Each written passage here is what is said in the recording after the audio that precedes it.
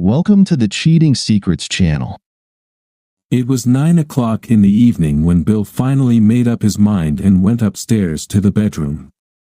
Anna, his magnificent 26-year-old wife, was getting ready to go somewhere with her friends. He wasn't particularly happy when she went out with these women last Friday, but he couldn't, and didn't want to, accept it as part of a new weekly routine. She saw the expression on his face and sighed. "You're not going to sulk about this, are you?"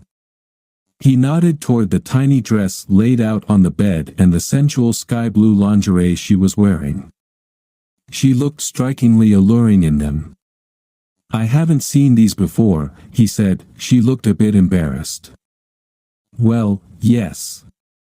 I bought them just this week."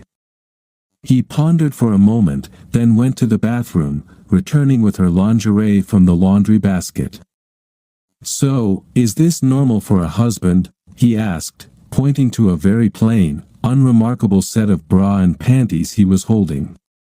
"But you happily buy this," he gestured toward the tiny sky blue bra and lacy thong, barely concealing her charms, "for some men you've never even met before." He gazed at her intently. "Unless..." He paused meaningfully. "Unless this is just another nighttime stroll with the girls on the prowl. Maybe you really have arranged to meet someone there, like on a date." She looked at him incredulously. "No," she exclaimed. "There's no one else. How could you even think that?" "So," he said, ignoring her question and choosing his words carefully, "when you're out with your friends, you never dance with other men, embrace them, kiss them, or allow them to get close to you." "How dare you even suggest that?" she snapped, now angry. "I dare to suggest it because I know more about your friends than you probably realize," he replied. "One's single, two are divorced, and then there's you to complete the set. Do you really expect me to believe that, when they're seeking casual encounters, they wouldn't try to bring you down to their level? How dare you judge them?" she shouted. "I'm not judging them," he responded calmly. "They're free to make their own choices, as are you." She looked at him suspiciously. "So, you're telling me not to go? How can you call that a choice? I didn't tell you not to go out. I simply made it clear that I consider it inappropriate behavior for a married woman, and that your girlfriends are getting you into situations that will inevitably end badly for our marriage." "Are you seriously suggesting that my outings with girlfriends could threaten our marriage?" she scoffed. "Don't be so damn insecure. I always come home to you. Why are you so worried?" "I'm worried because you're the most beautiful woman I know, and you go to clubs with single girls whom I don't trust. Add to that excited men and alcohol, and it's a surefire way to trouble," he continued, raising his hand to prevent her interruption. "Our marriage is already at risk because you think this," he gestured toward her near nakedness, "is something your husband should just accept without question. Hey, now it's too late. I promised to meet them at 10, and you're trying to make me late," she said, continuing to apply her makeup. He decided to make one last attempt. "You also promised to respect your husband," he remarked pointedly. "It seems you're comfortable enough ignoring that promise. Or are the feelings of your friends more important to you than mine? What the hell is wrong with you? Don't you trust me?" she snapped. "I'm just going out for drinks with the girls, that's it. Now, for heaven's sake, leave me alone." He sighed deeply. "It's just that I want to trust you, but I refuse to sit at home every Friday night wondering if you'll take another step, or end up accidentally flirting with some guy." "I would never do that," she protested, but he interrupted her again. "Gail boasted about her exploits on social media last week. She's one of your friends, and that's precisely what she did. How much time needs to pass before you start to believe everything's fine?" if I never find out?" She just stared at him, at a loss for words. Then he continued, now more resolute. "If you want to go dancing, invite me along. If you just want to rub elbows with strangers, then be honest, and we can end this right now." "You're just being insulting," she lashed out. "No, I'm being honest. I don't believe you're just a fan of dirty dancing and kisses, looking for illicit affection or worse, a quick fling. I'm willing to believe you haven't cheated with anyone. But that's the choice I'm offering you. Leave or stay, it's up to you. But remember, I have a choice too. If you leave, you can party as much as you want. I won't be here when you come back." So, there it was. He had given her every opportunity to understand his feelings, to hear his desire to mend their marriage. Now she had a choice, him or them. "You're joking, damn it," she exclaimed, furious as he had never seen her in their 4 years together. "No," he said quietly. "If you want to dress like your friends and go out drinking and dancing with them every Friday night, that's fine. I'm just telling you that the prospect of me sitting at home, waiting for you to come back, is not how I envision my future. For now," he said, heading toward the door, "I have things to attend to. I'll be downstairs when you've made your decision." She sat in front of the mirror, pondering. She hadn't had sex, but not quite. Last week, she had felt a strong temptation and flirted with a guy, but that was all. And she liked how men looked at her on the dance floor, it made her feel more desirable. Bill always complimented her on how she looked, but he had to, he was her husband. The guys in the club, they wanted her. They desired her. Bill sat at his laptop, filling out an online form. It was 10:10 when she came downstairs. He looked up. Was she staying or leaving? She wore high-heeled shoes, showcasing her long, slender legs, disappearing into a short, tight blue dress. He said nothing. Was she planning to accept his offer to invite her to dance, or was she intending to go dancing with her promiscuous friends? She still looked indecisive. Then she spoke. "I'm leaving. We can talk tomorrow." He slowly shook his head and turned back to his computer, silently ignoring her. She stood there for a moment, unsure if he was bluffing. He didn't even hear the front door close as she left that he finished filling out the form, attached the link to the email, and clicked send. He went upstairs and threw some clothes into a couple of suitcases. On Monday, he would tell his boss that he accepted the job offer in Dubai. He called a taxi and, while waiting, sent a message to his wife's family group, "Hello, everyone. I'm sorry you have to find out like this, but Anna made it very clear to me that she needs more excitement and variety in her life than I can provide. I sent her the link to our divorce statement via email. It has been an honor for me to be part of your family, but I hope you understand why I have decided, from this moment onwards, to no longer maintain contact with all of you." He had to do something else. So, he approached the printer, took a sheet of paper from the output tray, and wrote something down. He affixed it over their wedding photograph above the fireplace. Then, he turned off his phone and went out onto the street to wait for his taxi. Anna had just sat down at a table in the club and was chatting with Gail when her phone rang. "If this is Bill begging me to come home," she said irritably, but it wasn't. It was her older sister, Karen. "Where the hell are you disappearing to?" Karen yelled. I'm at the club with my friends," Anna said defensively. "So, does Bill know?" Karen asked. Yeah. Well, he knows I'm hanging out with friends. So, what's the matter?" And was he happy about it? Karen seemed annoyed, but on the other hand, she always had a soft spot for Bill.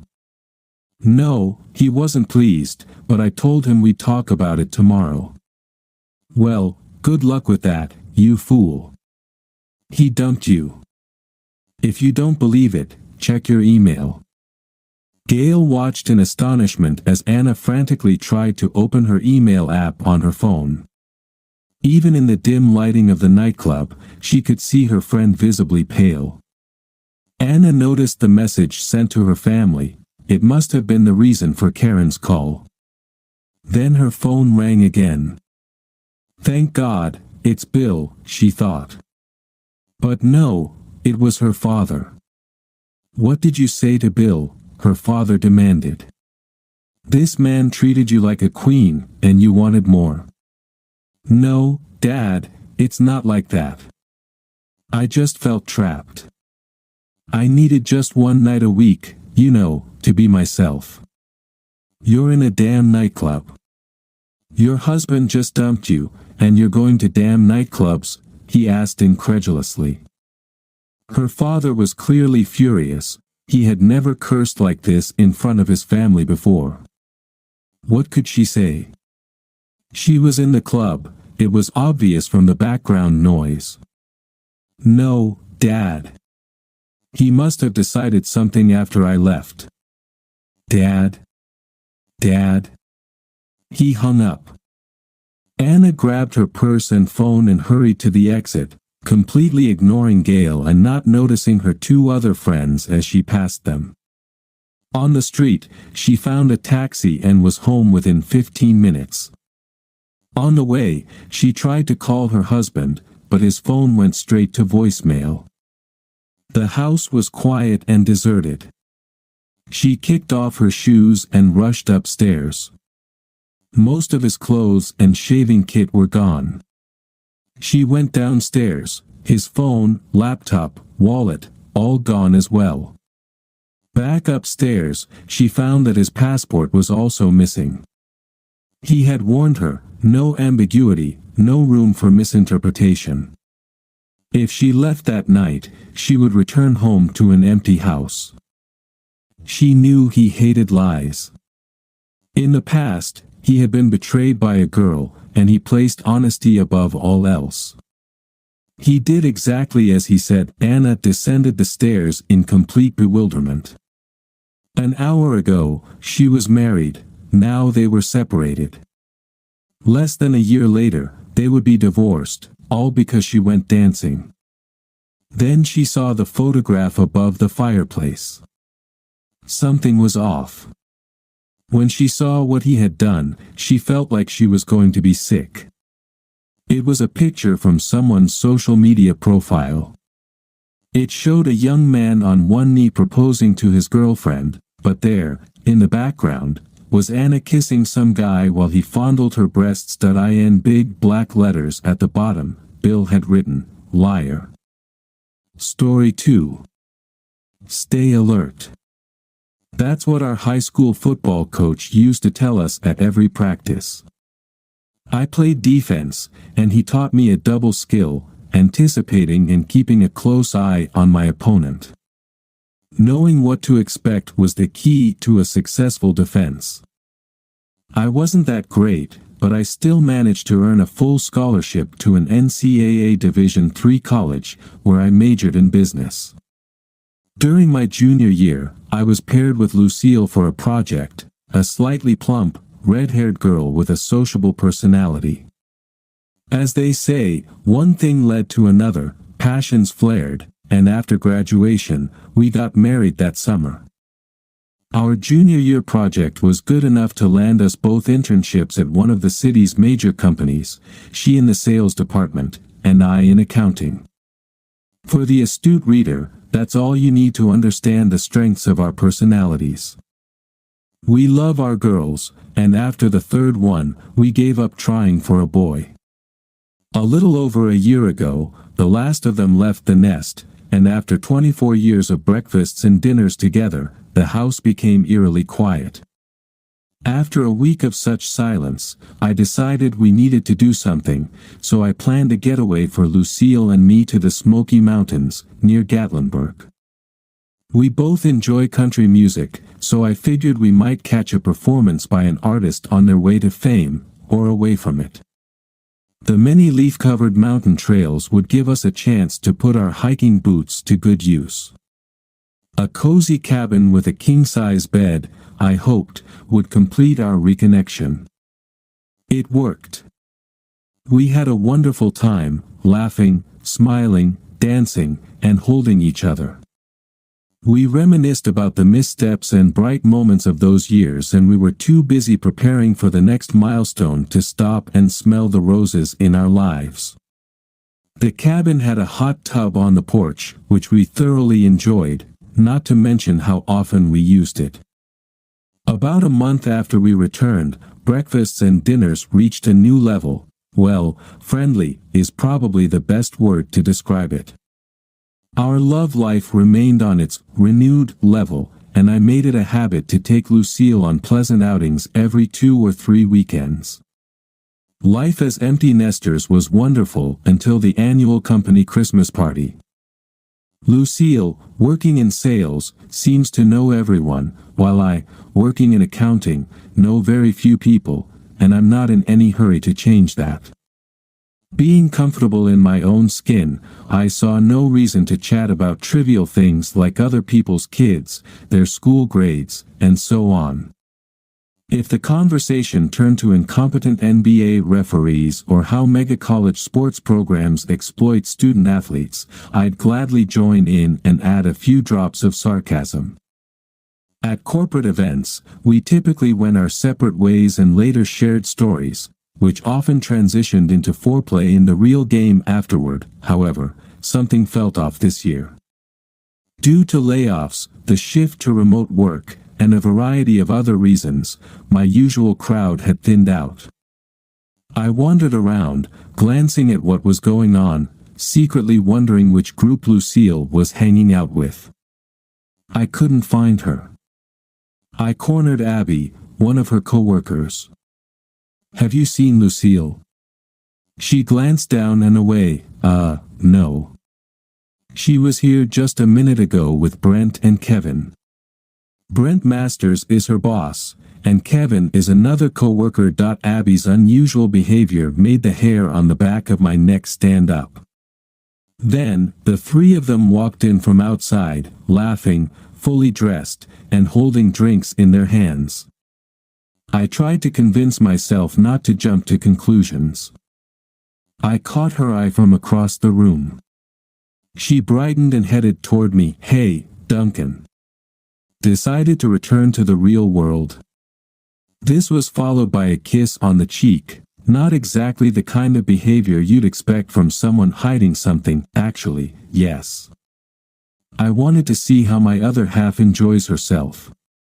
Taking me by the hand, she led us to a group of sales and support staff telling jokes.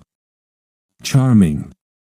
However, after the party, I began to notice a subtle shift in our relationship. It started with the erosion of what I considered the anchor of our connection, breakfast and dinner. One morning, she skipped breakfast to make it to an early meeting at the office. The following week, it was dinner, again, because of some meeting. Our sex life also began to lose its spark. Looking back, I can say this was the thin end of the wedge. By spring, Lucille started disappearing without explanation, or, at the very least, spending a lot of time away from home. Reflecting now, I realize how I missed the signs because it all began so subtly and gradually escalated. In April, she brought home a special quarterly bonus, which made it seem almost worth it. Everything fell into place during the planning for Memorial Day weekend. Over dinner, one of the increasingly frequent silent ones, Lucille suddenly spoke. "Duncan, we need to talk." "Yes." Next week, after Memorial Day, the company is hosting a golf tournament for our top independent representatives in Myrtle Beach. I'll be gone from Tuesday until the following Sunday. Sounds exciting. And where are we staying? You're not coming. It's an event exclusively for salespeople, and since you work in accounting, you don't qualify. I can pay for myself. You're not planning to spend the entire time working with the representatives non-stop, are you? Duncan, you'd be the only spouse there and a distraction. Besides golf, the company has planned several excursions with the representatives, and honestly, it would feel awkward to be the only one with a spouse along. Don't take it personally, but it would look like my overbearing husband doesn't trust his wife and has to keep an eye on her. Overbearing husband, huh? I'm not saying that's what you are, but that's how it would look. Is that what you want?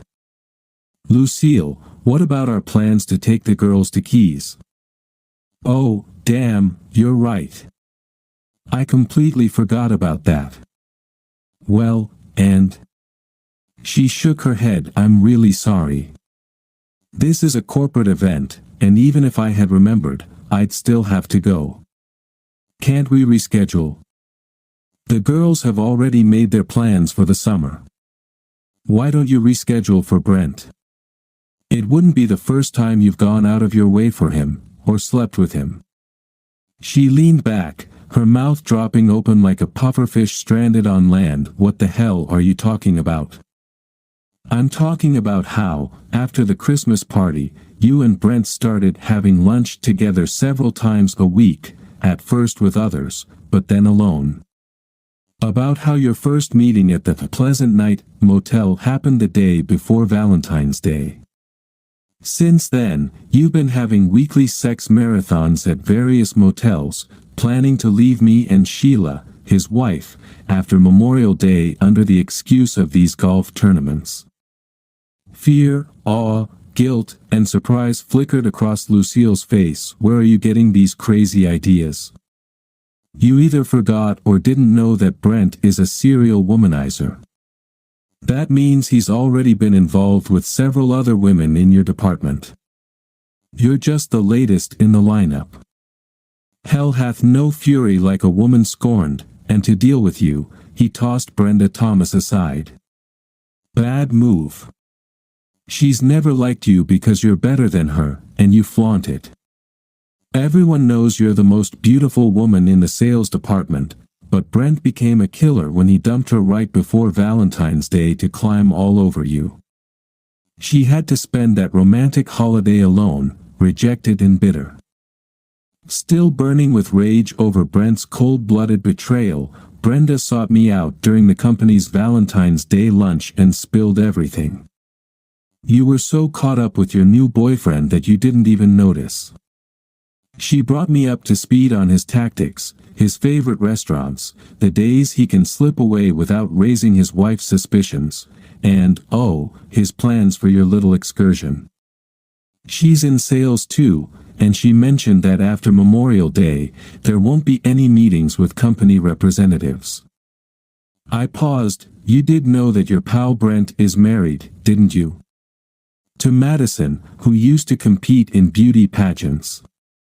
And he has 3 kids, all still in middle and high school. The color drained from Lucille's face. This conversation, I guessed, wasn't going the way she had expected. Tough luck. She slowly shook her head that I continued. So you didn't know he dumped Brenda? Or that he's married and has school-age kids? In a quiet voice, she replied, neither. I didn't know either. Oh, so you arrogantly assumed he was a happy bachelor, and that you were so irresistibly sexy he couldn't keep his hands off you. For some inexplicable reason, this charming man just happened to be without a woman and couldn't wait to jump into bed with you. I thought you were smarter than that, Lucille. Clearly, you have no decency or morality, but imagine my surprise when I discovered you don't even have any brains. I stood up. All right. What do you mean, all right? Throughout our marriage, I've always given you what you wanted. We didn't need such a big house, but you wanted it, so we bought it. The interior. Exactly what you wanted. Your car, your clothes, our vacations. Think about it. Every time we had a disagreement, I gave in to your wishes. So, fine. You want a divorce? I'll file for divorce tomorrow. Lucille couldn't take it. She jumped up, knocking her chair back, and screamed in my face, "Never. I won't give you a divorce. My affair with Brent is..." "Blah, blah, blah," I interrupted. "It's just sex, it doesn't mean anything, and you're the only one I love. One cliché about cheating after another. Save your breath. You don't have a choice. When I saw you giving yourself to your new boyfriend..." "He's not my boyfriend," she shouted. "When you let your boyfriend have you, it was over." I filed the papers and got everything ready. Lisa, our eldest, saw me leaving the lawyer's office and cornered me. She knew about you and Brent. I didn't ask how, but she convinced me you weren't that stupid. That you'd end it with him as soon as you came to your senses. So, since I still love you, I listened to her and told the lawyer to hold off, to wait for you to figure it out one way or another. The papers are ready and waiting for the moment you wake up. Instead, you've decided to destroy 2 marriages, hurt his 3 kids who are still in school, and devastate our 3 daughters, just to get yourself another man. In other words, you pulled the trigger. Lisa knows. Lucille looked defeated and shaken. They all know. Lisa told them. They're waiting for me to tell them what you want, one way or another. So, when are you and Brent leaving? I'm not sure I want to go. Of course, you do. Start packing. While we're talking, Brent's wife is having the same conversation with him. She's kicking him out today, so he'll have nowhere to go. You've already got a non-refundable apartment in Myrtle Beach, so you can extend your stay there and enjoy it while figuring out what to do with the rest of your life. Lucille burst into tears. Don't our 24 years together mean anything to you? Obviously, they mean more to me than they do to you, adulteress. Remember, you threw them away at the Christmas party. Instead of coming to your senses, you became Brent's mistress, until he inevitably moves on to the next one. At least I have enough respect and decency to divorce you before I start looking for someone worthy.